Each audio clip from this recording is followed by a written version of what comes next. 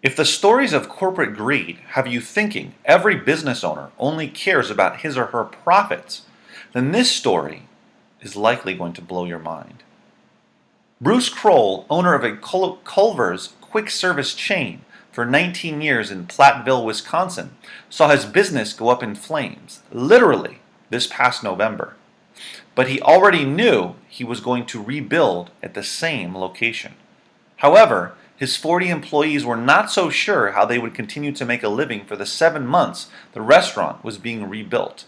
Luckily for them, Kroll had an idea. The business owner decided to pay all of his employees for 5 of the 7 months during Reconstruction, the first 2 months being covered by his insurance. This money came directly from Kroll's own pocket and totaled an astounding $144,000. The only requirement on Kroll's end was that his staff volunteer in the community, quote, for a charity or some other organization that needed help. Not surprisingly, his workers gladly paid it forward by lending a hand in local projects, such as dishing out meals at a church for Christmas dinner and helping the city's fire department with a fundraiser, which brought in $2,000.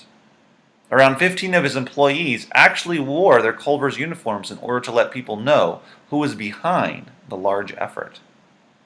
Kroll elaborated on his decision by saying, quote, given a different situation, if I was on the other side of the table, I would hope that someone would take care of me too.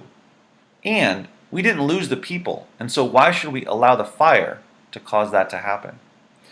Fortunately for Kroll, his business will likely reap the rewards of his generous actions. Not only will he have a loyal group of employees who are more likely to stick around because of him, all of the positive publicity from the news articles and volunteering will carry a great deal of social cachet. Kroll is likely to pick up many new customers and retain his existing customers for the foreseeable future. That $144,000 could end up being the best investment he's ever made into his business.